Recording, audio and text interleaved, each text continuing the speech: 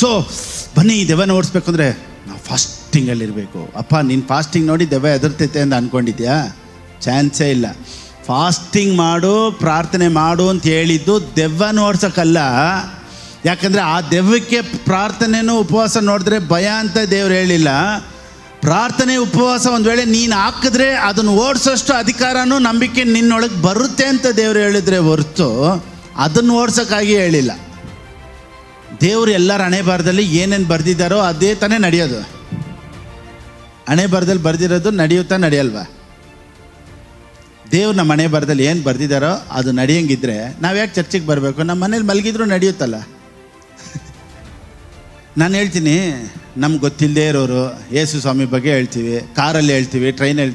ನಾನೇನು ಕೇಳ್ತೀನಿ ಅಂದರೆ, ಅವ್ರು ನಮ್ಮ ಅಣ್ಣ ಇಲ್ಲ, ತಮ್ಮ ಇಲ್ಲ, ಮಾವ ಇಲ್ಲ, ದೊಡ್ಡಪ್ಪ ಇಲ್ಲ, ಚಿಕ್ಕಪ್ಪ ಇಲ್ಲ, ಅವ್ರ ಮೇಲೆ ನಮ್ಗೆ ಯಾಕೆ ಪ್ರೀತಿ ಬರಬೇಕು? ದೇವ್ರ ಬಗ್ಗೆ ನಾವ್ಯಾಕೆ ಹೇಳ್ಬೇಕು?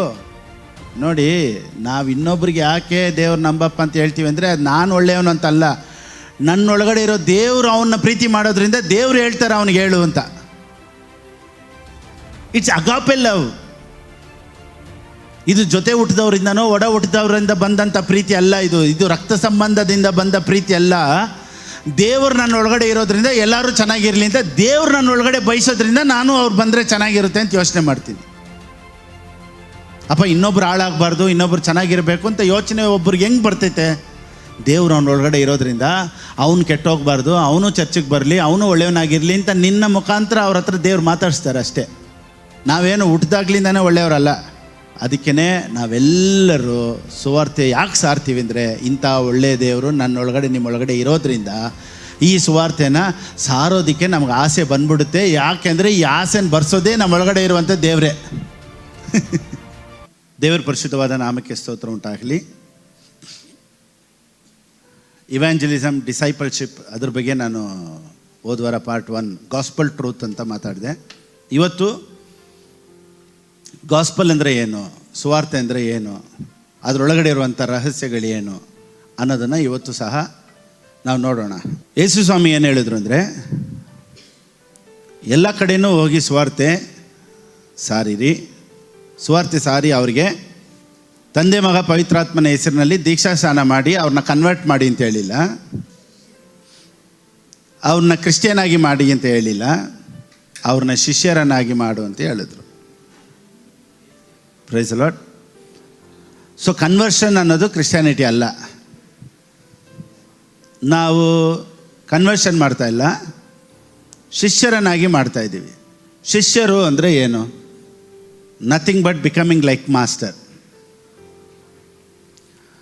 ಗುರುವಿನಾಗಿಯೇ ಮಾರ್ಪಡೋದೇ ಶಿಷ್ಯನ ಕೆಲಸ. ಗುರುವಿಗೆ ಶಿಷ್ಯ ಹೆಂಗೆ ಅಂದರೆ, ನೋಡಿ, ಗುರು ಥರನೇ ಶಿಷ್ಯ ಅಂತಾರೆ. ಆ ರೀತಿ ನಾವು ದೇವರ ಪುತ್ರರು, ದೇವ್ರ ಮಕ್ಕಳಾಗಿರುವಂಥ ನಾವು ದೇವರು ನಮಗೆ ಕೊಟ್ಟಿರುವಂಥ ಕೆಲವೊಂದು ಅಧಿಕಾರಗಳನ್ನು ಚಲಾಯಿಸೋದಕ್ಕೂ, ದೇವ್ರು ಕೊಟ್ಟಿರುವಂಥ ಅಧಿಕಾರಗಳನ್ನು ನಾವು ಉಪಯೋಗಿಸುವುದಕ್ಕೂ ಈ ಲೋಕದಲ್ಲಿ ಇದ್ದೀವಿ. ಮತ್ತಾಯನಿಗೆ ಬರೆದ ಪುಸ್ತಕ 28ನೇ ಅಧ್ಯಾಯ 18ನೇ ವಾಕ್ಯ. ಪರಲೋಕದಲ್ಲಿಯೂ ಭೂಲೋಕದಲ್ಲಿಯೂ ಎಲ್ಲ ಅಧಿಕಾರವು ನನಗೆ ಕೊಡಲ್ಪಟ್ಟಿದೆ. ಸೊ ಡಿಸೈಪಲ್ಸ್ಗೆ ಏನೇ ಅಧಿಕಾರ ಕೊಡ್ತಾರೆ ಅಂದರೆ, ಸಕಲ ಅಧಿಕಾರ ನನಗೆ ಕೊಡಲ್ಪಟ್ಟಿದೆ. ನೋಡಿ, ಯೇಸು ಸ್ವಾಮಿ ಹೆಸರು ಯಾಕೆ ಲಾಸ್ಟ್ ಆ್ಯಡಮ್ ಅಂತ ದೇವರು ಹೇಳ್ತಾರೆ ಅಂದರೆ, ಈ ಫಸ್ಟ್ ಆ್ಯಡಮ್ ಬಂದ್ಬಿಟ್ಟು ಎಲ್ಲ ಅಧಿಕಾರನ ಕಳ್ಕೊಂಡ ಅಲ್ವಾ. ಈಗ ಸೆಕೆಂಡ್ ಆ್ಯಡಮ್ ಅಂದರೆ the last Adam. Second Adam ಅಂತ ಬೈಬಲಲ್ಲಿ ಬರ್ದಿಲ್ಲ, ದ ಲಾಸ್ಟ್ ಆ್ಯಡಮ್. ಯಾಕೆ ಗೊತ್ತಾ? ಸೆಕೆಂಡ್ ಆ್ಯಡಮ್ ಅಂದರೆ ಮೇ ಬಿ ಥರ್ಡ್ ಆ್ಯಡಮ್ ಬರ್ಬೋದು, ಆ ಥರ ಅವಶ್ಯಕತೆ ಇಲ್ಲ ಅಂತಲೇ ದ ಲಾಸ್ಟ್ ಆ್ಯಡಮ್ ಅಂತ ಬೈಬಲ್ ಹೇಳುತ್ತೆ. ಯೇಸು ಸ್ವಾಮಿಯ ನಂತರ ಇನ್ನೊಬ್ರು ಯಾರು ಬರಬೇಕಾದಂಥ ಅವಶ್ಯಕತೆಯೂ ಇಲ್ಲ, ಬರೋದಕ್ಕೆ ಸಾಧ್ಯತೆಯೂ ಇಲ್ಲ. So he is the last Adam. Praise the lord. ಈಗ ಈ ಅಧಿಕಾರನ ದೇವರು ಹೆಂಗೆ ಕೊಟ್ಬಿಟ್ರು ಅಂದರೆ, ಇನ್ ಕ್ರೈಸ್ಟಲ್ಲಿ ಕೊಟ್ಬಿಟ್ರು. ಇದು ಯಾವ ರೀತಿ ಅಂದರೆ, ಈ ಅಥಾರಿಟಿ ಈ ರೀತಿ ಹೇಳ್ತೀನಿ ನೋಡಿ. ಈ ಅಥಾರಿಟಿ ಯಾವ ರೀತಿ ಅಂದರೆ, ಜಾಯಿಂಟ್ ಅಕೌಂಟ್ ಇದ್ದಂಗೆ. ಈಗ ಇಬ್ಬರು ಸೈನ್ ಹಾಕ್ಬೇಕು. ಈಗ ಜಾಯಿಂಟ್ ಅಕೌಂಟ್ ಮಾಡಿರೋರು ನೋಡಿ, ಇಬ್ಬರು ಸೈನ್ ಹಾಕಿದ್ರೆ ಮಾತ್ರನೇ ಬ್ಯಾಂಕಿಂದ ದುಡ್ಡು ತೊಗೊಳಕ್ಕಾಗೋದು. ಈಗ ಅದರಲ್ಲಿ ಒಬ್ಬರು ಹಾಕಿಲ್ಲ ಅಂದರೆ ಎತ್ತಕ್ಕಾಗಲ್ಲ. ಈಗ ಫಸ್ಟ್ ಆ್ಯಡಮ್ ಹತ್ರ ಫುಲ್ ಅಥಾರಿಟಿ ಕೊಟ್ಬಿಟ್ರು. ಅದಕ್ಕೆ ಏನು ಮಾಡಿಬಿಟ್ಟು ಅವ್ನು ಕಳ್ಕೊಂಬಿಟ್ಟ, ಯಾಕಂದರೆ ಅವ್ನು ಒಬ್ಬಂದೇ ಸೈನ್ ಸಾಕಾಗಿತ್ತು. ಈಗ ನಂದೊಬ್ಬಂದೇ ಸೈನ್ ಹಾಕ್ಬಿಟ್ಟು ನಾನು ತಿರ್ಗಾ ನನಗೆ ಕೊಟ್ಟಿರುವಂಥ ಅಧಿಕಾರನ ಕಳ್ಕೊಳ್ಳೋಂಗಿಲ್ಲ. ಯಾಕಂದರೆ ಇದು ಜಾಯಿಂಟ್ ಅಕೌಂಟು. ಈಗ ನಾನು ಅಧಿಕಾರದಲ್ಲಿ ಇದ್ದೀನೋ ಇಲ್ವೋ, ಜನರನ್ನ ಗುಣಪಡಿಸ್ತೀನೋ ಇಲ್ವೋ, ಜನರನ್ನ ಸೌಖ್ಯಪಡಿಸ್ತೀನೋ ಇಲ್ವೋ, ಆದರೆ ಅಧಿಕಾರ ನಾನು ಉಪಯೋಗಿಸಲ್ಲ ಅಷ್ಟೇ ಹೊರತು ಅಧಿಕಾರನ ಕಳ್ಕೊಳ್ಳೋಕ್ಕೆ ಚಾನ್ಸೇ ಇಲ್ಲ ಇನ್ನು ಮೇಲೆ, because it is in the joint account. ಅರ್ಥ ಆಯ್ತಲ್ವಾ? ನಾನು ನೀವು ದೇವ್ರು ಕೊಟ್ಟಿದ್ದಂಥ ಅಧಿಕಾರನ ಪ್ರಯೋಜನ ಪಡಿಸ್ಕೊಳ್ದೆ ಇರ್ಬೋದೇ ಹೊರತು ಅಧಿಕಾರನ ಇನ್ನು ಮೇಲೆ ಕಳ್ಕೊಳ್ಳೋಕ್ಕೆ ಸಾಧ್ಯತೆ ಇಲ್ಲ. ಯಾಕೆಂದರೆ ಯೇಸು ಸ್ವಾಮಿಯ ಹೆಸರು ನಮ್ಮ ಜೊತೆ, ನಮ್ಮ ಅಧಿಕಾರ ಜೊತೆ ಜಾಯಿಂಟ್ ಅಕೌಂಟ್ ಥರ ಸೇರಿಬಿಡ್ತು. ಈಗ ಫಸ್ಟ್ ಆದಾಮನು ಮಾಡಿದ ಹಾಗೆ, ಮೊದಲನೇ ಆದಾಮನು ಕಳ್ಕೊಂಡ ಹಾಗೆ ಈಗ ಯೇಸು ಸ್ವಾಮಿ ಹತ್ರದಿಂದ ಕಳ್ಕೊಳ್ಳೋಕ್ಕೆ ಸಾಧ್ಯತೆ ಇಲ್ಲ. So we are in full authority. Praise the lord. ಈಗ ಸೈತಾನನಿಗೆ ಇರುವಂಥ ಪವರ್ ಏನು ಅಂದರೆ ಝೀರೋ ಪವರ್. ಸೈತಾನನ ಹತ್ರ ಇರುವಂಥ ಅಧಿಕಾರ ಯಾವುದು ಅಂದರೆ ವಂಚನೆ ಮಾಡುವಂಥದ್ದು ಮಾತ್ರನೇ, ಏಮಾರಿಸುವಂಥದ್ದು ಮಾತ್ರನೇ. ಇವತ್ತು ಕೆಲವರು ನೋಡಿ ಸೈತಾನನಿಗೆ ದೊಡ್ಡ ಜಾಗ ಕೊಟ್ಬಿಡ್ತಾರೆ. ದೆವ್ವಕ್ಕೆ ಒಂದು ಫಸ್ಟು ಜಾಗ ಏನಂದರೆ ಫುಲ್ ಫೈರ್ ಆಗಿರಬೇಕು ದೆವ್ವ ಹೊಡ್ಬೇಕು. ನಾನೇನು ಹೇಳ್ತೀನಿ ಅಂದರೆ ದೆವ್ವ ಏನೂ ಇಲ್ಲ. Satan has no power, Satan has zero power. Praise the lord. First ಇದನ್ನು ಹೆಂಗೆ ಹೇಳ್ತೀರಾ ನೀವು ಝೀರೋ ಪವರ್ ಅಂತ? ಯೇಸು ಸ್ವಾಮಿ ಹೇಳ್ತಾರೆ ನೋಡಿ, ಕೆಲವೊಂದು ದೆವ್ವಗಳನ್ನು ಬಿಡಿಸ್ಬೇಕಂದ್ರೆ ಏನು ಬೇಕು? ಪ್ರಾರ್ಥನೆಯಿಂದಲೂ ಉಪವಾಸದಿಂದಲೂ ಮಾತ್ರನೇ ಈ ದೆವ್ವಗಳನ್ನು ಬಿಡಿಸೋದಕ್ಕೆ ಸಾಧ್ಯ. ಅಂದರೆ ಏನರ್ಥ? ಕೆಲವೊಂದು ದೆವ್ವಗಳನ್ನು ಓಡಿಸ್ಬೇಕಂದ್ರೆ ಏನು ಬೇಕು? ಫಾಸ್ಟಿಂಗ್ ಬೇಕು. ನೀವೇನಂತೀರಾ? ಕೆಲವೊಂದು ದೆವ್ವಗಳನ್ನು ಓಡಿಸೋದಕ್ಕೆ ಫಾಸ್ಟಿಂಗ್ ಬೇಕಾ ಬೇಡವಾ? ಯೇಸು ಸ್ವಾಮಿ ಅದಕ್ಕೆ ಏನಕ್ಕೆ ಹೇಳಿದ್ರು ಅಂದರೆ ಆ ವಾಕ್ಯಕ್ಕೆ ಹೋಗ್ಬಿಡ, ನಮಗೆ ಸ್ವಲ್ಪ ಅರ್ಥ ಆಗುತ್ತೆ. ಮತ್ತಾಯನಿಗೆ ಬರೆದ ಪುಸ್ತಕ 17ನೇ ಅಧ್ಯಾಯ 19-21 ಇಂಗ್ಲೀಷ್ ಬೈಬಲಲ್ಲಿ ಈ ರೀತಿ ಹೇಳುತ್ತೆ. Then the disciples came to Jesus privately and said, why could we not cast it out? ಈ ದೆವ್ವ ಯಾಕೆ ಹೋಗ್ತಾ ಇಲ್ಲ ಅಂದರು. ಅದಕ್ಕೆ ಯೇಸು, So Jesus said to them, because of your unbelief, for assuredly I say to you. ಚೆನ್ನಾಗಿ ಗಮನಿಸಿ, because of your unbelief. ಎಲ್ಲರೂ ಹೇಳಿ, ಬಿಕಾಸ್ ಆಫ್ ಅನ್ಬಿಲೀಫ್. ಆಯಿತಾ? ಇದನ್ನು ಜ್ಞಾಪನ ಇಟ್ಕೊಳ್ಳಿ. Because of unbelief. ಎಲ್ಲರೂ ಜ್ಞಾಪನ ಇಟ್ಕೊಳ್ಳಿ. Because of unbelief. ಕನ್ನಡದಲ್ಲಿ ಹೇಳುತ್ತೆ ನಂಬಿಕೆ ಕಡಿಮೆ ಆಗಿರುವುದರಿಂದಲೇ. ಆಯಿತಾ? ಈಗ 21 ಸರಿ ನೋಡಿ. This kind does not go out except by prayer and fasting. ಅಂದರೆ ಉಪವಾಸ ಪ್ರಾರ್ಥನೆಯಿಂದ ಈ ದೆವ್ವ ಓಡುತ್ತೆ ಅನ್ನೋದಲ್ಲ, ಉಪವಾಸ ಪ್ರಾರ್ಥನೆಯಿಂದ ನಮ್ಮ ನಂಬಿಕೆ ಬೆಳೆಯುತ್ತೆ ಅಂತ. ಯಾಕೆಂದರೆ ಯೇಸು ಕ್ರಿಸ್ತನ ನಾಮಕ್ಕೆ ಎದುರದೇ ಇರೋ ಸೈತಾನನು ನಿನ್ನ ಉಪವಾಸಕ್ಕೂ ಪ್ರಾರ್ಥನೆಗೂ ಎದುರೋದೇ ಇಲ್ಲ. Do you think your prayer and fasting is more powerful than the name of Jesus?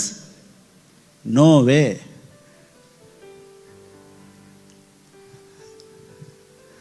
So ಬನ್ನಿ, ದೆವ್ವನ ಓಡಿಸ್ಬೇಕು ಅಂದರೆ ನಾವು ಫಾಸ್ಟಿಂಗಲ್ಲಿರಬೇಕು. ಅಪ್ಪ ನೀನು ಫಾಸ್ಟಿಂಗ್ ನೋಡಿ ದೆವ್ವ ಎದುರ್ತೈತೆ ಅಂತ ಅಂದ್ಕೊಂಡಿದ್ಯಾ? ಚಾನ್ಸೇ ಇಲ್ಲ. ಫಾಸ್ಟಿಂಗ್ ಮಾಡು, ಪ್ರಾರ್ಥನೆ ಮಾಡು ಅಂತ ಹೇಳಿದ್ದು ದೆವ್ವನ ಓಡ್ಸೋಕ್ಕಲ್ಲ. ಯಾಕಂದರೆ ಆ ದೆವ್ವಕ್ಕೆ ಪ್ರಾರ್ಥನೆನೂ ಉಪವಾಸ ನೋಡಿದ್ರೆ ಭಯ ಅಂತ ದೇವ್ರು ಹೇಳಿಲ್ಲ. ಪ್ರಾರ್ಥನೆ ಉಪವಾಸ ಒಂದು ವೇಳೆ ನೀನು ಹಾಕಿದ್ರೆ ಅದನ್ನು ಓಡಿಸೋಷ್ಟು ಅಧಿಕಾರನೂ ನಂಬಿಕೆ ನಿನ್ನೊಳಗೆ ಬರುತ್ತೆ ಅಂತ ದೇವ್ರು ಹೇಳಿದ್ರೆ ಹೊರತು ಅದನ್ನು ಓಡ್ಸೋಕ್ಕಾಗಿ ಹೇಳಿಲ್ಲ.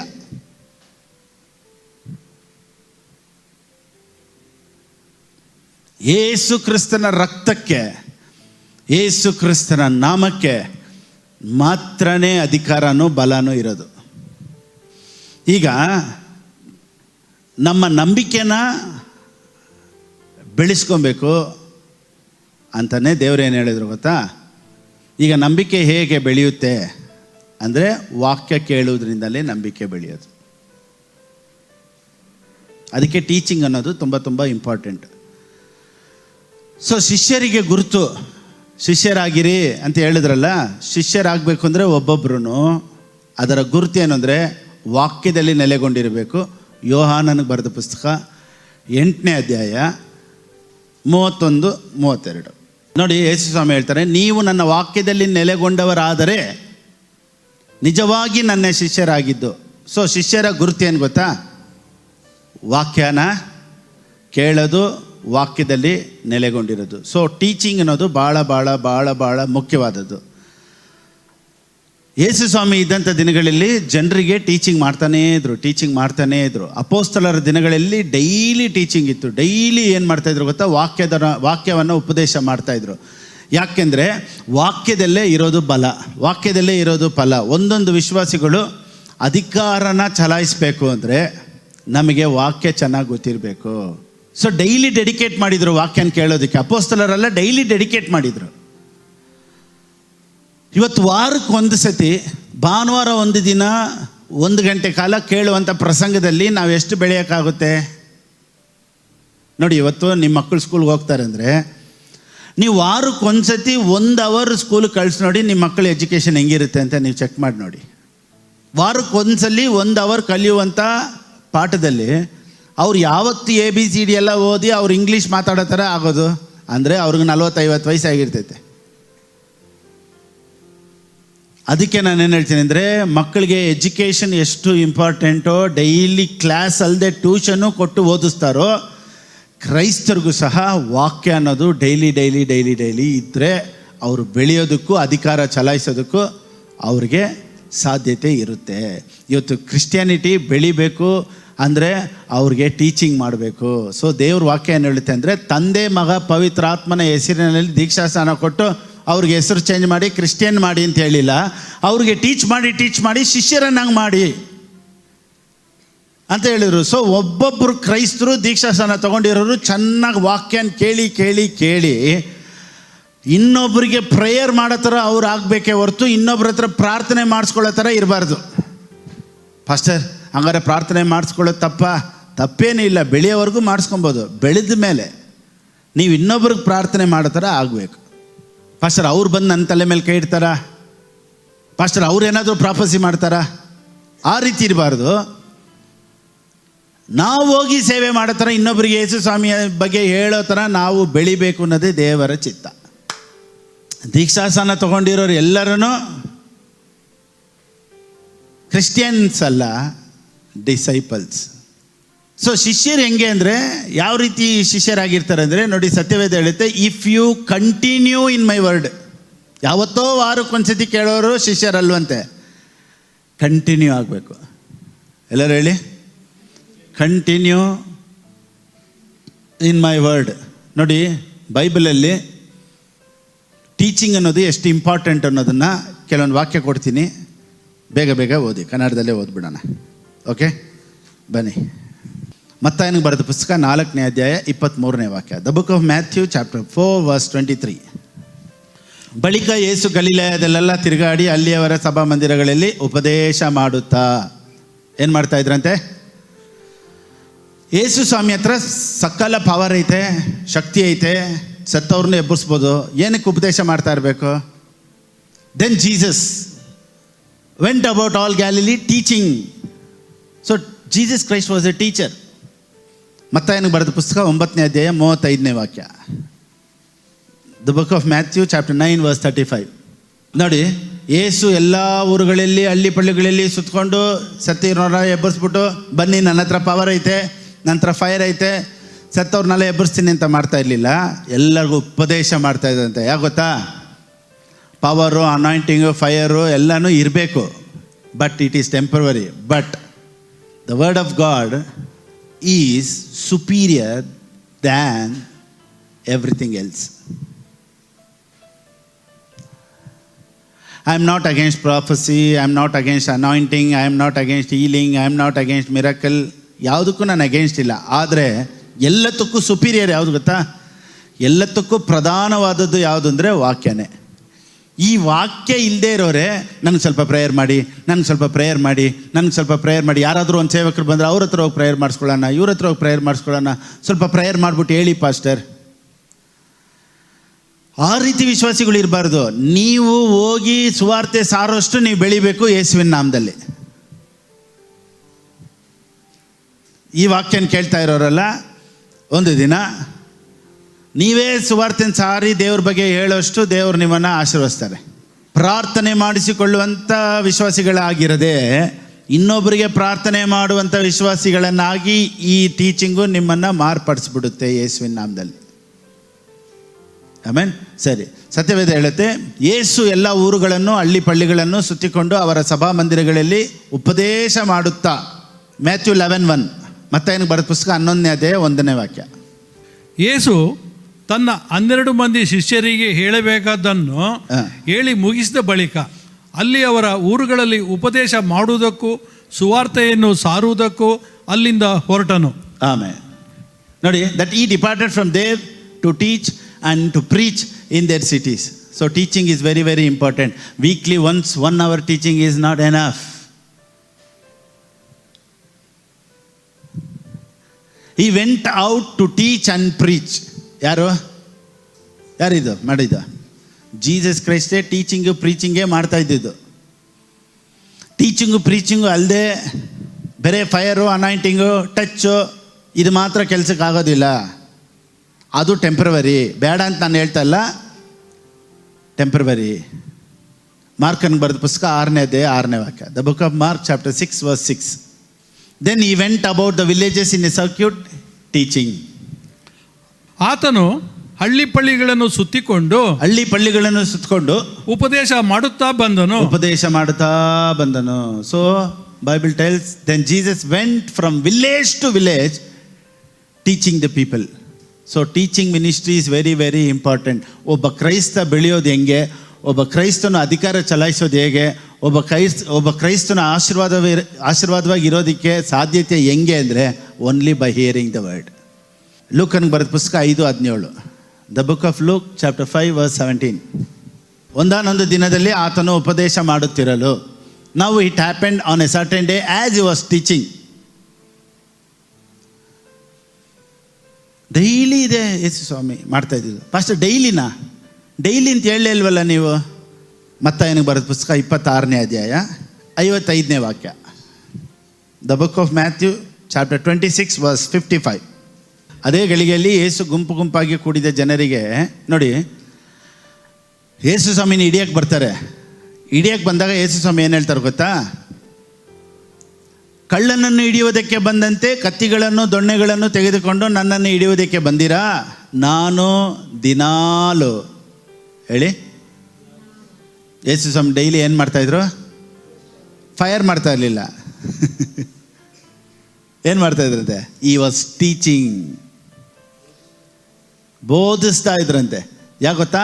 ಆ ಬೋಧನೆಯಲ್ಲೇ ಹೆಂಗೆ ಫೈರ್ ಆಪ್ರೇಟ್ ಮಾಡಬೇಕು, ಹೆಂಗೆ ತನ್ನನ್ನೇ ಸೌಖ್ಯತೆ ಮಾಡ್ಕೊಬೇಕು, ಇನ್ನೊಬ್ಬರನ್ನ ಹೇಗೆ ಸೌಖ್ಯತೆ ಪಡಿಸ್ಬೇಕು, ಅಭಿಷೇಕ ಅಂದರೆ ಏನು, ಹೋಲಿ ಸ್ಪಿರಿಟ್ ಅಂದರೆ ಏನು, ಚರ್ಚ್ ಅಂದರೆ ಏನು, ವಾಕ್ಯ ಅಂದರೆ ಏನು, ಆಶೀರ್ವಾದ ಅಂದರೆ ಏನು, ಪ್ರಾಸ್ಪರಿಟಿ ಅಂದರೆ ಏನು, ಎಲ್ಲನೂ ವಾಕ್ಯದಲ್ಲಿ ಅಡಗಿದೆ. ಬೇರೆ ಟಚ್ ಫೈರ್ ಅಂದರೆ ನೀವು ಕೆಳಗಡೆ ಬೀಳಬೇಕು, ಎದ್ದೇಳಬೇಕು. ಅದರಲ್ಲಿ ಏನು ಬೆಳೆಯಲ್ಲ. ಕುಂತ್ಕೊಂಡು ಕೇಳೋದ್ರಲ್ಲೇ ಬೆಳೆಯೋದು. ನೀವೆಲ್ಲ ಕೇಳಬೇಕು ಅಂತಲೇ ದೇವ್ರು ಬೋಧಿಸೋಕ್ಕೆ ನನ್ನನ್ನು ಇಟ್ಟಿರೋದು.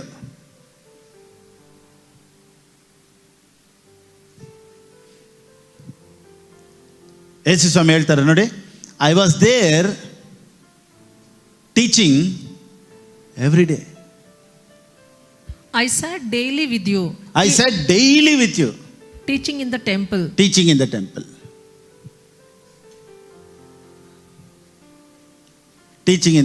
Daily he was teaching. So ಒಬ್ಬ ಕ್ರೈಸ್ತನಿಗೆ ಟೀಚಿಂಗ್ ಎಷ್ಟು ಇಂಪಾರ್ಟೆಂಟ್ ಇದೆ ಅಂತ ನೋಡ್ಕೊಳ್ಳಿ. ಅದಕ್ಕೆ ಉಪದೇಶ ಮಾಡೋದನ್ನು ಇನ್ನೂ ಹೆಚ್ಚಾಗಿ ಮಾಡಬೇಕು, ಕೇಳೋರು ಇನ್ನೂ ಹೆಚ್ಚಾಗಿ ಕೇಳಬೇಕು. ಸರಿ, ಅವರು ಯೇಸು ಸ್ವಾಮಿ ಪಾಸ್ಟರ್ ಡೈಲಿ ಮಾಡ್ತಾಯಿದ್ರು ಅಂತ ನೀವು ಹೇಳ್ಬೋದು. ಅಪೋಸ್ತಲರು ಏನು ಮಾಡ್ತಾಯಿದ್ರು? ಅಪೋಸ್ತಲರಿಗೆ ಬರೆದ ಪುಸ್ತಕ 2ನೇ ಅಧ್ಯಾಯ 42ನೇ ವಾಕ್ಯ. The book of acts chapter 2 verse 42. ಅಪೋಸ್ತಲರ ಬೋಧನೆಯನ್ನು ಕೇಳುವುದರಲ್ಲಿಯೂ, ಸಹೋದರರ ಅನ್ಯೋನ್ಯತೆಯಲ್ಲಿಯೂ, ರೊಟ್ಟಿ ಮುರಿಯುವುದರಲ್ಲಿಯೂ, ಪ್ರಾರ್ಥನೆಗಳಲ್ಲಿಯೂ ನಿರತರಾಗಿದ್ದರು. ಓಕೆ, ಇದು ಕಂಟಿನ್ಯೂ. ಆ್ಯಕ್ಟ್ಸ್ 5:42. ಅಪೋಸ್ತಲರಿಗೆ ಬರೆದ ಪುಸ್ತಕ 5ನೇ ಅಧ್ಯಾಯ 42ನೇ ವಾಕ್ಯ. ಹಿರೀ ಸಭೆಯ ಎದುರಿನಿಂದ ಹೊರಟು ಹೋಗಿ ಪ್ರತಿದಿನ ಎಡಬಿಡದೆ. ಪ್ರತಿದಿನ, ಎಲ್ಲರೂ ಹೇಳಿ. ವಾರಕ್ಕೊಂದ್ಸತಿ ನಾವು ಚರ್ಚಿಗೆ ಬರೋಕ್ಕೆ ಎಷ್ಟು ಯೋಚನೆ ಮಾಡ್ತೀವಿ, ಆದರೆ ಯೇಸು ಸ್ವಾಮಿ ಜೊತೆಯಲ್ಲಿದ್ದವರು ಪ್ರತಿದಿನ ವಾಕ್ಯನ ಕೇಳ್ತಾ ಇದ್ರಂತೆ, ಬೋಧಿಸ್ತಾ ಇದ್ರಂತೆ. ಸೊ ಎಷ್ಟು ಇಂಪಾರ್ಟೆಂಟ್ ಇದ್ದಿದ್ದರೆ ಅದನ್ನು ಮಾಡ್ತಾಯಿದ್ರು ಅಂತ ಯೋಚನೆ ಮಾಡಿ. ಇವತ್ತು ನಮಗೆ ವಾಕ್ಯದ ಬೆಲೆ ಏನಂತ ಗೊತ್ತಿಲ್ಲದೆ ಇರೋದ್ರಿಂದನೇ ನಾವು ಕೇಳಿದ್ರೆ ಕೇಳ್ತೀವಿ, ಬಿಟ್ಟರೆ ಬಿಡ್ತೀವಿ. ಆದರೆ ಸತ್ಯವೇದದಲ್ಲಿ ವಾಕ್ಯನ ದಿನಾನೂ ಯೇಸು ಸ್ವಾಮಿ ಬೋಧಿಸ್ತಾ ಇದ್ರು. ಅಪೋಸ್ತಲರು daily in the temple and in every house. ನೋಡಿ, ಚರ್ಚ್ ಮಾತ್ರ ಯಾವಾಗಲೂ ಚರ್ಚ್ಗೆ ಬರಬೇಕು ಅಂತಲ್ಲ, ಚರ್ಚ್ ಇಲ್ಲ ಅಂದರೂ ಮನೇಲಿ ಕೂಡ್ತಾ ಇದ್ರಂತೆ.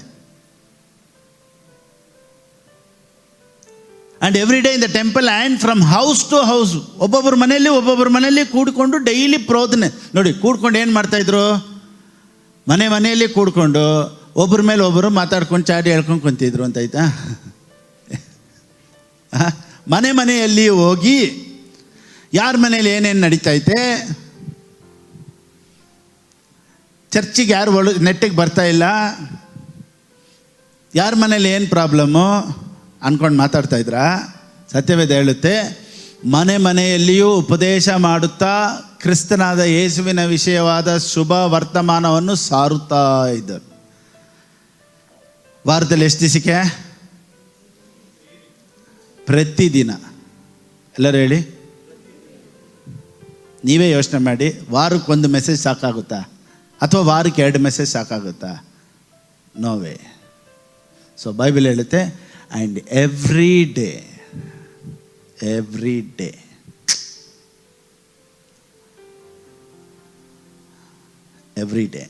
ಓಕೆ. ಅಪೊಸ್ತಲರಾಯಿತು. ಪೌಲನು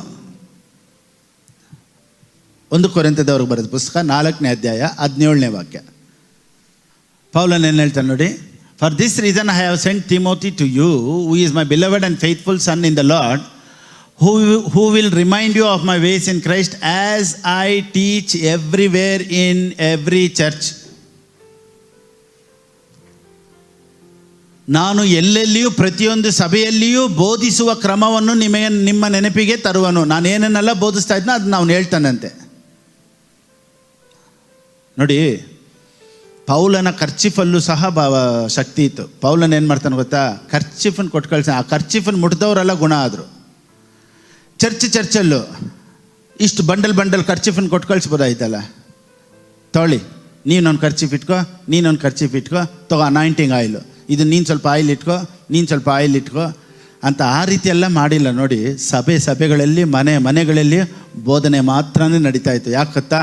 ದೇವರ ವಾಕ್ಯದಲ್ಲಿ ಮಾತ್ರನೇ ಶಕ್ತಿ, ವಾಕ್ಯದಲ್ಲಿ ಮಾತ್ರನೇ ಬಲ, ವಾಕ್ಯದಲ್ಲಿ ಮಾತ್ರನೇ ಅದ್ಭುತ. Word is the superior thing. ಅದೇ ಪ್ರಧಾನವಾದದ್ದು, ದೊಡ್ಡದು ಅದೇ. I teach in all the churches wherever I go. ನೋಡಿ, ಈ ವಾಕ್ಯನೆಲ್ಲ ಯಾಕೆ ಗೊತ್ತಾ ನಾವು ಕೇಳಬೇಕು? ಎಷ್ಟು ವಾಕ್ಯ ಕೇಳ್ತೀವೋ ಆವಾಗಲೇ ನಾವು ಯಾರು ಅಂತ ಗೊತ್ತಾಗೋದು. ವಾಕ್ಯನ ಏನಕ್ಕೆ ಕೇಳಬೇಕು ಅಂದರೆ 2 ಮಾತ್ರ ನಾವು ಕಲಿಬೇಕು ಜೀವನದಲ್ಲಿ. 2 ಅಂದರೆ ದೇವ್ರು ಯಾರು, ನಾವು ಯಾರು. ದೇವ್ರ ಬಗ್ಗೆ ತಿಳ್ಕೊಂಡ್ಮೇಲೆ ನಮಗೆ ನಂಬಿಕೆ ಬರ್ತಾ ಇರ್ತೈತೆ. ಓ, ದೇವ್ರು ಈ ಥರ ಅದ್ಭುತ ಮಾಡ್ತಾರಾ, ಓ ನನ್ನ ಲೈಫನ್ನು ಬದಲಾಯಿಸ್ತಾರಾ, ನನ್ನ ಜೀವನ ಚೇಂಜ್ ಆಗುತ್ತಾ ಅನ್ನೋದು ಯಾವಾಗ ಗೊತ್ತಾಗುತ್ತೆ ಅಂದರೆ ನಾನು ಬೋಧಿಸ್ತಾ ಇದ್ದರೆ ನಿಮ್ಗೆ ಗೊತ್ತಾಗುತ್ತೆ. ನೋಡಿ, ಕೆಲಸ ಇಲ್ಲದೆ ಇರೋರು, ಭವಿಷ್ಯತ್ ಕಾಲದಲ್ಲಿ ಒಂದು ನಂಬಿಕೆನೇ ಇಲ್ಲದೆ ಇರೋರು, ಏನಪ್ಪ ಜೀವನ ಅಂತ ಯೋಚನೆ ಮಾಡೋರಿಗೆಲ್ಲ ನಿನಗೆ ಒಳ್ಳೇದಾಗುತ್ತೆ, ಯೇಸು ಸ್ವಾಮಿ ಅದ್ಭುತ ಮಾಡ್ತಾರೆ, ದೇವ್ರು ದೊಡ್ಡ ಕಾರ್ಯ ನಿನಗೆ ಮಾಡ್ತಾರೆ ಅಂದಾಗ ಅವ್ರೊಳಗಡೆ ಒಂದು ನಂಬಿಕೆ ಬರುತ್ತೆ. ನೋಡಿ, ಅಂಥ ನಂಬಿಕೆಯನ್ನು ತರಿಸದೆ ದೇವ್ರ ವಾಕ್ಯ. ಸೊ ವಾಕ್ಯ ಕೇಳ್ತಾ ಏನು ಬರುತ್ತೆ? ಸೊ ಡೈಲಿ ವಾಕ್ಯ ಕೇಳ್ತಾ ಇದ್ರೆ, ಈಗ ಎಷ್ಟು ಜನಕ್ಕೆ ನಂಬಿಕೆ ಐತೆ ಅಂತ ಕೇಳಿದರೆ ನನಗೆ ಐತೆ ಪಾಸ್ಟರ್ ಅಂತ ಹೇಳ್ತೀರಾ. ಹೆಂಗೆ ಬಂತು ನಂಬಿಕೆ ಅಂದರೆ, ನಿಮ್ಮ ಪ್ರಸಂಗ ಕೇಳಿ ಅಂತೀರ. ನನ್ನ ಪ್ರಸಂಗ ಕೇಳಿ, ವಾರಕ್ಕೆ 1 ಪ್ರಸಂಗ ಕೇಳಿ ನಿಮಗೆ ಇಷ್ಟು ನಂಬಿಕೆ ಬಂತು ಅಂದರೆ, ಡೈಲಿ ನನ್ನ ಪ್ರಸಂಗ ಕೇಳಿದ್ರೆ ನೀವು ಇನ್ನೂ ಹೆಂಗಿರ್ತೀರ ಯೋಚನೆ ಮಾಡಿ ನೋಡಿ. ಸೊ ಹೊಸ ಒಡಂಬಡಿಕೆಯಲ್ಲಿ ನಾವು ನಂಬಿಕೆಯಲ್ಲಿ ಮಾತ್ರನೇ ಎಲ್ಲವನ್ನ ಜಯಿಸೋಕ್ಕಾಗೋದು.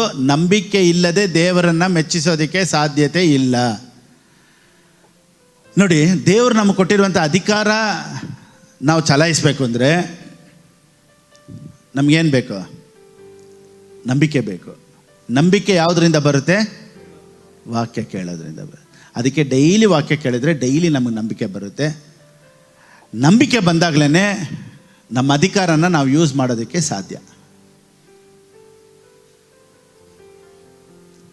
ನಂಬಿಕೆ ಇಲ್ಲದೆ ಏನೂ ಆಗಲ್ವಾ ಪಾಸ್ಟರ್ ಅಂತ ಹೇಳಿದ್ರೆ, ಖಂಡಿತವಾಗ್ಲೂ ದೇವರು ಏನೇ ಅದ್ಭುತ ಮಾಡೋ ಥರ ಇದ್ದರು, ದೇವರು ಎಷ್ಟೇ ಆಶೀರ್ವದಿಸುವಂಥ ದೇವರಿದ್ದರು, ದೇವ್ರ ಕೈಲಿ ಸಕಲ ಶಕ್ತಿ ಇದ್ದರು, ಪ್ರಭಾವಗಳಿದ್ರು, ನಿನ್ನ ನಂಬಿಕೆ ಹೇಗೋ ಹಾಗೆ ಕೆಲಸ ಆಗೋದು. ನೋಡಿ, ಮಾರ್ಕನಿಗೆ ಬರೆದ ಪುಸ್ತಕ 6ನೇ ಅಧ್ಯಾಯ 4-6. ಯೇಸು ಸ್ವಾಮಿ ಹೇಳ್ತಾರೆ, ಸ್ವಂತ ಜನರಲ್ಲಿ ಸ್ವಂತ ಮನೆಯಲ್ಲಿ ಮಾತ್ರನೇ ಮರ್ಯಾದೆ ಇಲ್ಲ ಎಂದು ಹೇಳಿದನು. ಆತನು ಅಲ್ಲಿ ಕೆಲವು ಮಂದಿ ರೋಗಿಗಳ ಮೇಲೆ ಕೈ ಇಟ್ಟು ಸ್ವಸ್ಥ ಮಾಡಿದ್ದೇ ಹೊರತು ಬೇರೆ ಯಾವ ಮಹತ್ ಕಾರ್ಯಗಳನ್ನು ಮಾಡುವುದಕ್ಕಾಗಲಿಲ್ಲ. ಯಾವ ಮಹತ್ ಕಾರ್ಯವನ್ನು ಮಾಡುವುದಕ್ಕಾಗಲಿಲ್ಲ. ದೇವ್ರ ಕೈಲಿ ಆಗಲ್ವಾ? ದೇವ್ರ ಕೈಲಿ ಮಾಡೋಕ್ಕಾಗಲ್ವಾ? ಆಗುತ್ತೆ, ಆದರೆ ಮಾಡೋಕ್ಕಾಗಿಲ್ಲ. ದೇವ್ರ ಹತ್ರ ಅಸಾಧ್ಯವಾದದ್ದು ಯಾವುದೂ ಇಲ್ಲ. ಆದರೆ ನಿಮ್ಮ ನಂಬಿಕೆ ಇಲ್ಲದೆ ದೇವ್ರು ಏನು ಮಾಡೋಕ್ಕಾಗಲ್ಲ ಅಂತ ಸತ್ಯವೇದ ಹೇಳುತ್ತೆ. ನೋಡಿ, ನಾವು ಈ could do no mighty work there. He could do no mighty work. Yesu Swami ಅಲ್ಲಿ ಅದ್ಭುತನೇ ಮಾಡಲಿಲ್ವಂತೆ. ಮಾಡೋಕ್ಕಾಗಲ್ಲ ಅಂತಲ್ಲ, ಮಾಡೋಕ್ಕಾಗಿಲ್ಲ. ಯಾಕೆ ಅಂದರೆ next, because of their unbelief. ನಂಬಿಕೆ ಇಲ್ಲದೆ ಇರೋದ್ರಿಂದ ಅದ್ಭುತ ಆಗಿಲ್ಲ. ಸೊ ಈಗ ಒಬ್ಬ ಮನುಷ್ಯನಿಗೆ ನಂಬಿಕೆ ಬರಬೇಕಂದ್ರೆ ಅವನಿಗೆ ದೇವ್ರ ಬಗ್ಗೆ ನಾವು ಹೇಳಬೇಕು. ಅದಕ್ಕೇ ದೇವ್ರು ನನ್ನನ್ನು ಇಟ್ಟಿರೋದು, ನಿಮ್ಮ ಒಳಗಡೆ ನಂಬಿಕೆ ಬರ್ಸೋದಕ್ಕಾಗಿಯೇ ಇಟ್ಟಿರೋದು. ನಾನೇನೋ ದೊಡ್ಡ ಆಶೀರ್ವಾದ ತೊಗೊಂಬಂದು ಬನ್ನಿ ನಾನು ನಿಮಗೆ ಆಶೀರ್ವಾದ ಕೊಡ್ತೀನಿ ಅಂತ ಹೇಳೋದಕ್ಕೆ ನಮ್ಮ ಕೈಲಿ ಏನೂ ಇಲ್ಲ. ಆತನ ಯಾರು ಅಂತ ಹೇಳ್ಕೊಡೋ ಕೆಲಸದಲ್ಲೇ ನಾನಿರೋದು. ನೋಡಿ, because the people did not have faith. Faith comes. If you don't hear, you will not see the mighty works, miracle works. You cannot see anything. ನಿಮ್ಮ ಜೀವನದಲ್ಲಿ ಅದ್ಭುತಗಳು ನೋಡಬೇಕಂದ್ರೆ ವಾಕ್ಯಕ್ಕೆ ಬೆಲೆ ಕೊಡಬೇಕು.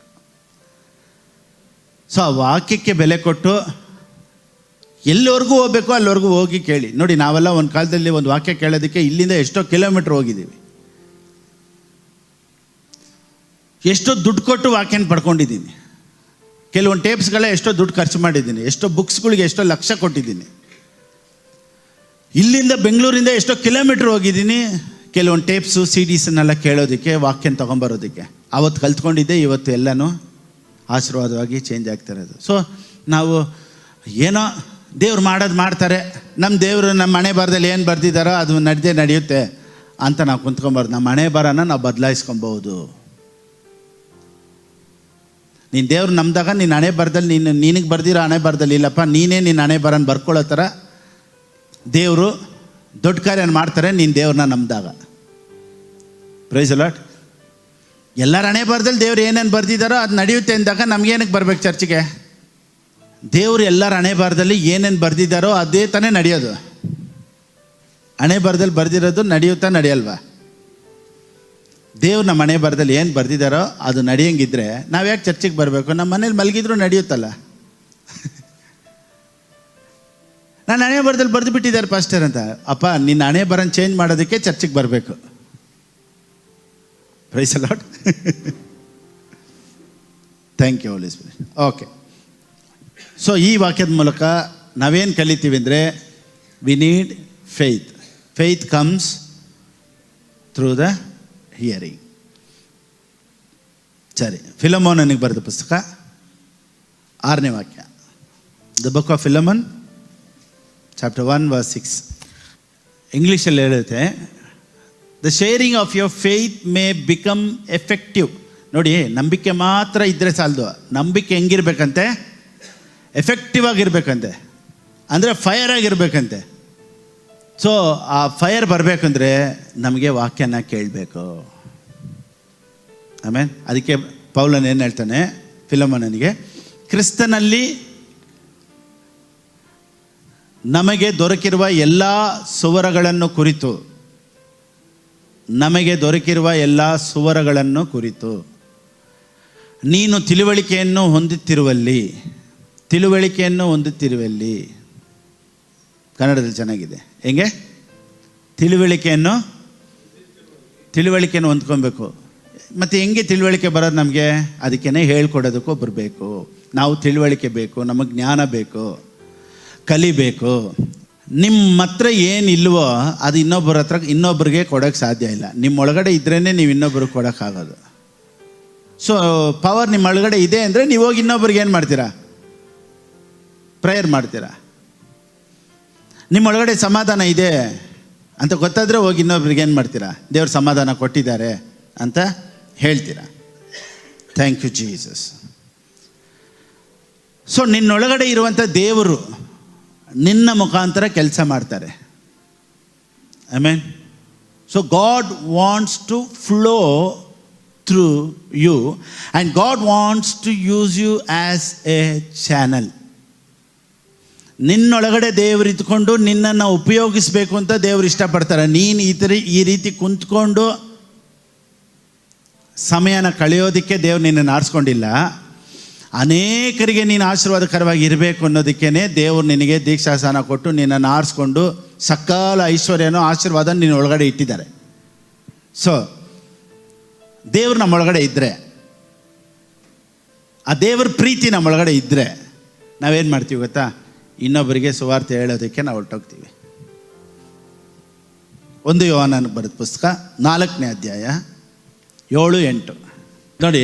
ನಾವು ಯಾಕೆ ಇನ್ನೊಬ್ರಿಗೆ ಗಾಸ್ಪಲ್ ಹೇಳಬೇಕು, ಯಾಕೆ ಶಿಷ್ಯರಾಗಬೇಕು, ಇನ್ನೊಬ್ರಿಗೆ ಯಾಕೆ ಸುವಾರ್ತೆ ಹೇಳಬೇಕು ಅಂದರೆ ಚೆನ್ನಾಗಿ ತಿಳ್ಕೊಳ್ಳಿ. ಪ್ರಿಯರೇ, ನಾವು ಒಬ್ಬರಿಗೊಬ್ಬರು ಪ್ರೀತಿಸೋಣ. ಪ್ರೀತಿಯು ದೇವರಿಂದಾಗಿದೆ ಮತ್ತು ಪ್ರೀತಿ ಮಾಡುವ ಪ್ರತಿಯೊಬ್ಬನು ದೇವರಿಂದ ಹುಟ್ಟಿದವನು, ದೇವರನ್ನು ಬಲ್ಲವನು ಆಗಿದ್ದಾನೆ. 8 ಪ್ರೀತಿ ಇಲ್ಲದವನು ದೇವರನ್ನು ಬಲ್ಲವನಲ್ಲ, ಯಾಕೆಂದರೆ ದೇವರು ಪ್ರೀತಿ ಸ್ವರೂಪಿಯು.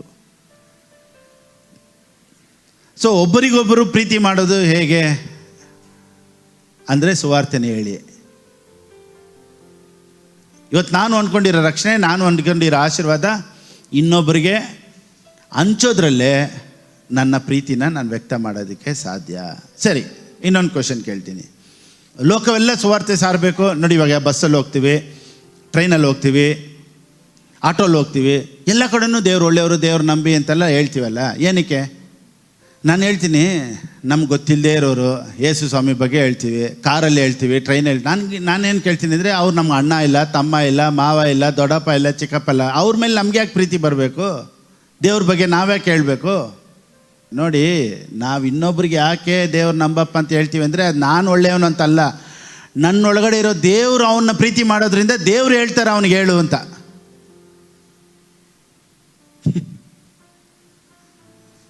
It's agape love. ಇದು ಜೊತೆ ಹುಟ್ಟಿದವರಿಂದನೋ ಒಡ ಹುಟ್ಟಿದವರಿಂದ ಬಂದಂಥ ಪ್ರೀತಿ ಅಲ್ಲ. ಇದು ರಕ್ತ ಸಂಬಂಧದಿಂದ ಬಂದ ಪ್ರೀತಿ ಅಲ್ಲ. ದೇವ್ರು ನನ್ನ ಒಳಗಡೆ ಇರೋದ್ರಿಂದ ಎಲ್ಲರೂ ಚೆನ್ನಾಗಿರಲಿ ಅಂತ ದೇವ್ರು ನನ್ನ ಒಳಗಡೆ ಬಯಸೋದ್ರಿಂದ ನಾನು ಅವ್ರು ಬಂದರೆ ಚೆನ್ನಾಗಿರುತ್ತೆ ಅಂತ ಯೋಚನೆ ಮಾಡ್ತೀನಿ. ಅಪ್ಪ ಇನ್ನೊಬ್ರು ಹಾಳಾಗಬಾರ್ದು, ಇನ್ನೊಬ್ರು ಚೆನ್ನಾಗಿರಬೇಕು ಅಂತ ಯೋಚನೆ ಒಬ್ರಿಗೆ ಹೆಂಗೆ ಬರ್ತೈತೆ? ದೇವ್ರು ಅವನ ಒಳಗಡೆ ಇರೋದ್ರಿಂದ ಅವನು ಕೆಟ್ಟೋಗ್ಬಾರ್ದು, ಅವನು ಚರ್ಚಿಗೆ ಬರಲಿ, ಅವನು ಒಳ್ಳೆಯವನಾಗಿರಲಿ ಅಂತ ನಿನ್ನ ಮುಖಾಂತರ ಅವ್ರ ಹತ್ರ ದೇವ್ರು ಮಾತಾಡಿಸ್ತಾರೆ ಅಷ್ಟೇ. ನಾವೇನು ಹುಟ್ಟಿದಾಗ್ಲಿಂದಾನೇ ಒಳ್ಳೆಯವರಲ್ಲ. ಈ ಒಳ್ಳೆ ಬುದ್ಧಿಯೆಲ್ಲ ಹುಟ್ಟಿದಾಗಿಂದ ಬಂದಂಥದ್ದಲ್ಲ. ಎಲ್ಲ ಮೋಸವಾಗಿದ್ದವ್ರು ಹಾಳಾಗಿ ಕೆಟ್ಟೋಗಿ ಆಮೇಲೆ ಯೇಸು ಸ್ವಾಮಿ ಹೃದಯಕ್ಕೆ ಬಂದ ಮೇಲೆ ಒಳ್ಳೆಯವರಾಗಿದ್ದು ನಾವು. ಹೌದಾ ಇಲ್ವಾ? ಇವಾಗ ನಾವು ಕ್ರೈಸ್ತನ ಸ್ವೀಕಾರ ಮಾಡಿದ ಮೇಲೆ ನನ್ನ ಒಳಗಡೆ ಇರೋ ದೇವರು, ನೋಡಿ ನೀನು ರಕ್ಷಣೆ ಹೊಂದಲ್ಲ, ಅವನೂ ರಕ್ಷಣೆ ಹೊಂದಲಿ, ಅವನು ನನ್ನನ್ನು ನಂಬೋದಕ್ಕೆ ನೀನು ಅವನ ಹತ್ರ ಮಾತಾಡು ಅಂತ ಹೇಳಿದ್ದಕ್ಕೆ ನಾವು ಬಸ್ಸಲ್ಲಿ ಹೋದಾಗ, ಟ್ರೈನಲ್ಲಿ ಹೋದಾಗ ಏನೋ ಮನಸ್ಸು ಅನ್ನಿಸ್ತಾ ಇರ್ತೈತೆ, ಅವನ ಹತ್ರ ಮಾತಾಡು ಅಂತ. ನೋಡಿ ಅವ್ರ ಹತ್ರ ಹೋಗಿ ಮಾತಾಡ್ತೀವಿ. ಅವರು ಹೌದಾ ನಿಜವಾಗ್ಲೂ ನೋಡಿ ಯೇಸು ಸ್ವಾಮಿ ನಂಬ್ತಾರೆ, ಅವ್ರ ಜೀವನನೇ ಚೇಂಜ್ ಆಗಿರ್ತೈತೆ. ನೋಡಿ ಆ ಗುಣ, ದೇವರ ಗುಣನೇ ಹೆಂಗೆ ಗೊತ್ತಾ?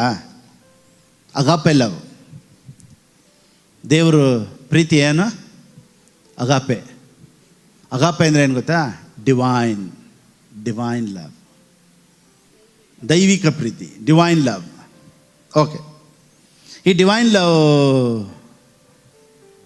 ಹೇಗೆ ಅನ್ನೋದನ್ನು ಒಂದು ವಾಕ್ಯದಲ್ಲಿ ನೋಡೋಣ. 1 ಕೊರಿಂಥದವರು ಬರೆದ ಪುಸ್ತಕ 13ನೇ ಅಧ್ಯಾಯ 4ರಿಂದ ಓದಿ. ಮರ್ಯಾದೆಗೆಟ್ಟು ನಡೆಯೋದಿಲ್ಲ, ಸ್ವಪ್ರಯೋಜನವನ್ನು ಚಿಂತಿಸುವುದಿಲ್ಲ. ನೋಡಿ, ಇವ್ರು ಬಂದರೆ ನಮಗೇನಾದರೂ ಹೆಲ್ಪ್ ಮಾಡ್ತಾರಾ, ಇಲ್ಲ ಏನಾದರೂ ಕೊಡ್ತಾರಾ ಅನ್ನೋ ಸ್ವಪ್ರಯೋಜನ ನೋಡೋದಿಲ್ಲ. ಅದೇ ಡಿವೈನ್ ಲವ್. ಇದು ದೇವರಿಂದ ಬರೋ ಪ್ರೀತಿ.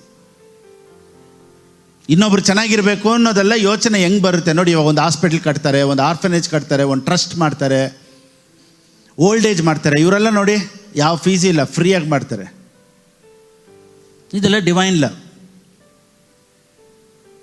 ಅಂದರೆ ಆ ಡಿವೈನ್ ಲವ್ ಇದ್ದರೆ ಸ್ವಪ್ರಯೋಜನವನ್ನು ಚಿಂತಿಸುವುದಿಲ್ಲ, ಸಿಟ್ಟುಗೊಳ್ಳುವುದಿಲ್ಲ.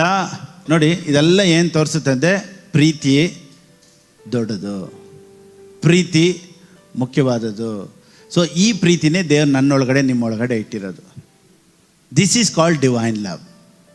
ಈ ದೇವ್ರು ನನ್ನೊಳಗಡೆ ಇರೋದ್ರಿಂದ ಯಾರು ಒಬ್ಬರು ಸ್ವೀಕಾರ ಮಾಡಿ ಯೇಸು ಸ್ವಾಮಿನ ಸ್ವೀಕಾರ ಮಾಡಿಕೊಂಡ್ರೋ ಅವ್ರಿಗೆ ಮನಸ್ಸಲ್ಲಿ ಹೆಂಗಿರುತ್ತೆ ಗೊತ್ತಾ?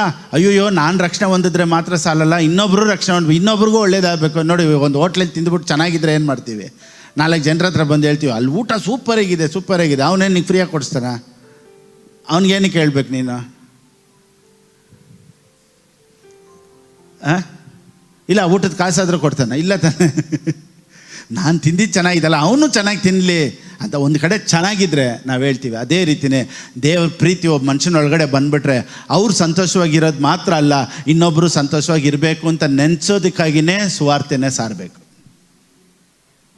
ಅದು ನನ್ನ ಕೈಯಲ್ಲಿ ಮಾಡೋಕ್ಕಾಗಲ್ಲ, ನನ್ನ ಒಳಗಡೆ ಇರುವಂಥ ದೇವರು ಮಾಡೋಕ್ಕೆ ಹೇಳ್ತಾರೆ. ನೋಡಿ, ಇವಾಗ ಒಬ್ಬರ ಹತ್ರ ಮಾತಾಡಬೇಕು ಅಂದರೆ ಗಾಸ್ಪಲ್ ನಮ್ಮ ಕೈಲಿ ಹೋಗಿ ಮಾತಾಡೋಕ್ಕಾಗಲ್ಲ.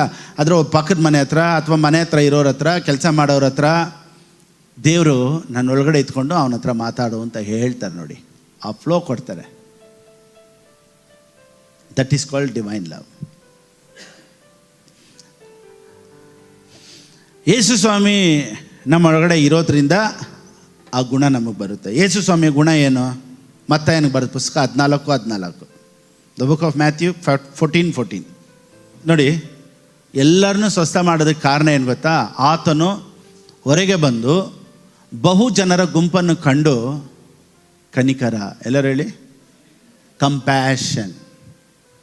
When Christ is in you, that compassion will come you automatically. ನೋಡಿ, he was moved with compassion. ಅಯ್ಯೋ ಅಯ್ಯೋ ಅನ್ನೋದು ಒಬ್ಬ ಮನುಷ್ಯನೊಳಗಡೆ ದೇವರಿದ್ದರೆ ಅದು ಬಂದ್ಬಿಡುತ್ತೆ. ಅಯ್ಯೋ ಪಾಪ ಅನ್ನೋದು.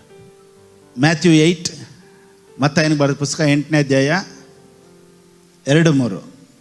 ಒಬ್ಬ ಕುಷ್ಠರೋಗಿಯು ಯೇಸುವಿನ ಬಳಿಗೆ ಬಂದು ಆತನಿಗೆ ಅಡ್ಡ ಬಿದ್ದು, ನಿನಗೆ ಮನಸ್ಸಿದ್ದರೆ ನಾನು ಶುದ್ಧ ಮಾಡಬಲ್ಲೆ ಅಂದನು. ಆತನು ಕೈ ನೀಡಿ ಅವನನ್ನು ಮುಟ್ಟಿ, ಯಹೂದ್ಯರ ಪದ್ಧತಿಯ ಪ್ರಕಾರ ಅವನು ಮುಟ್ಟಬಾರ್ದು, ಅದು ದೇವರು ಅವನು ಮುಟ್ಟುದು. ಎಲ್ಲರೂ ದೂರ ಹೋಗೋರು, ಯಾರೂ ಅವನ ಹತ್ರಕ್ಕೆ ಬರ್ತಾ ಇರಲಿಲ್ಲ. ಆದರೆ ಯೇಸು ಸ್ವಾಮಿ ಅವನ ಹತ್ರನೇ ಹೋದರು. Because he had compassion. ಆ ಕಂಪ್ಯಾಷನ್, ಆ ಡಿವೈನ್ ಲವ್ ಇವತ್ತು ನನ್ನೊಳಗಡೆ ನಿಮ್ಮೊಳಗಡೆ ಇರೋದು. Thank you Holy Spirit. 1 ಲೂಕನಿಗೆ ಬರೆದ ಪುಸ್ತಕ 23:34, the book of Luke chapter 23:34.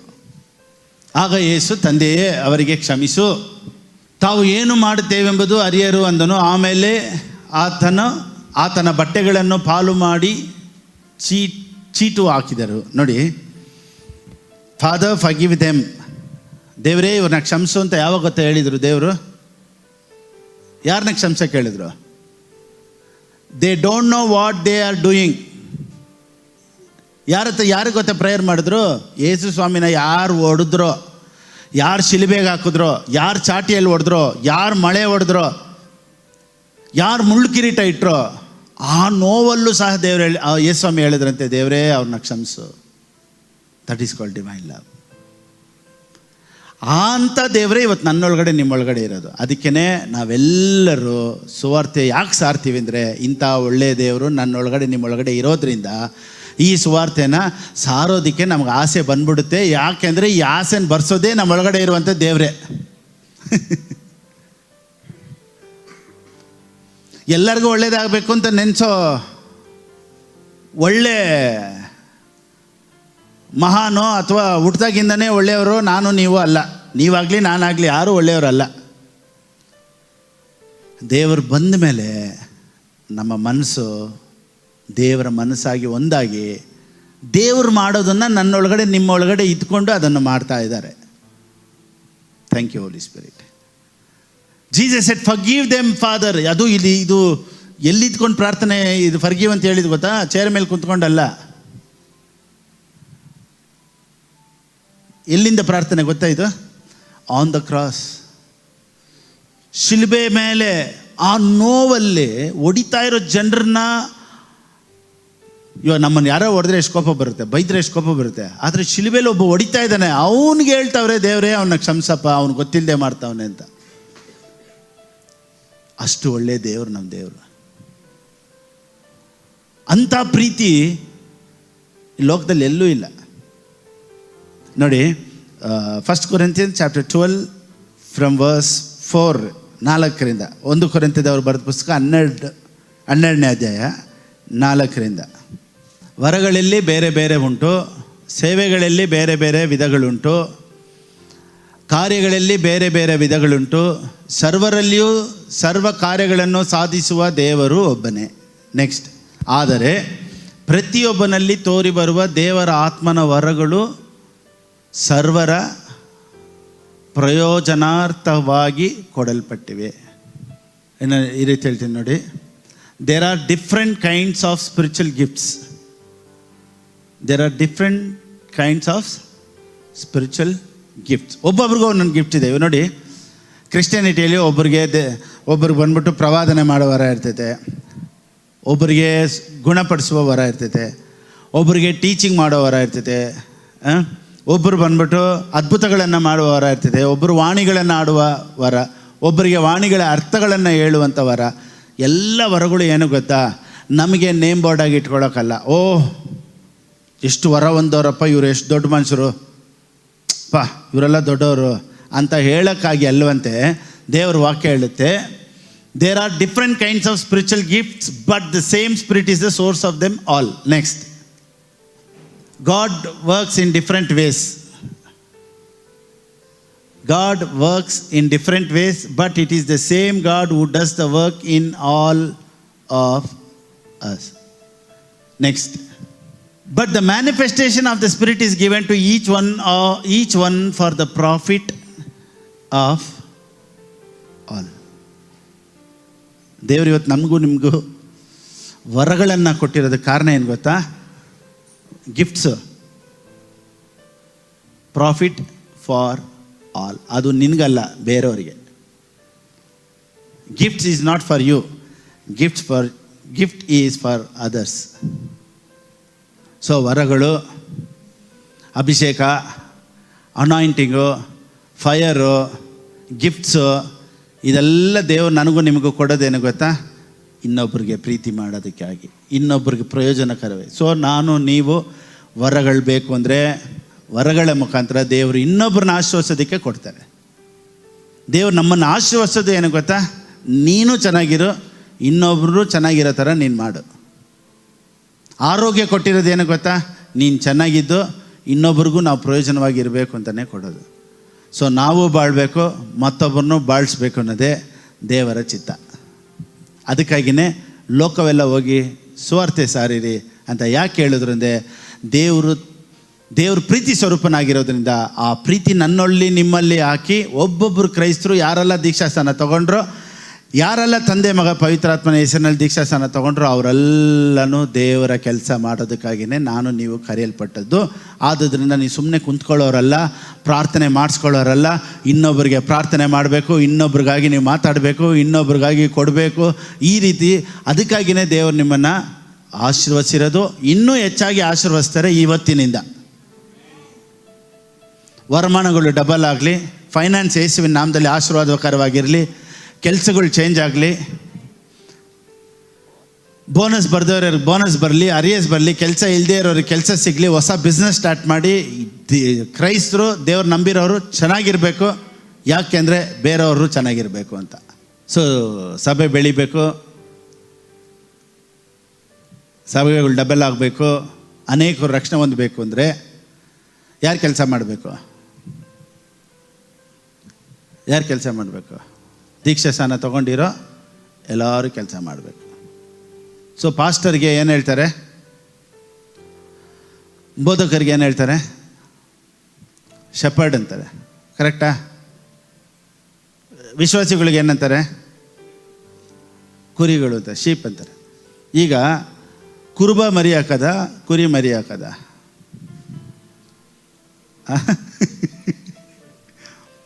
ಕುರಿಗಳನ್ನ ಮರಿ ಹಾಕಬೇಕು. ಕುರುಬನ ಕೆಲಸ ಏನು ಗೊತ್ತಾ? ಮೇಯಿಸೋದು, ಹುಲ್ಲು ಹಾಕೋದು, ಎಕ್ಸ್ಟೆಂಡ್ ಆಗೋದು,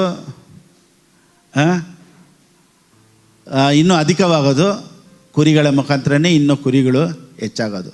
ಸೊ ಇವತ್ತು ನಿಮ್ಮಿಂದ ಅನೇಕರಿಗೆ ಪ್ರಯೋಜನವಾಗಿರಲಿ, ಅನೇಕರ ಆಶೀರ್ವಾದವಾಗಿರಲಿ, ಅನೇಕರು ರಕ್ಷಣೆ ಮಾರ್ಗದಲ್ಲಿ ಬರಲಿ.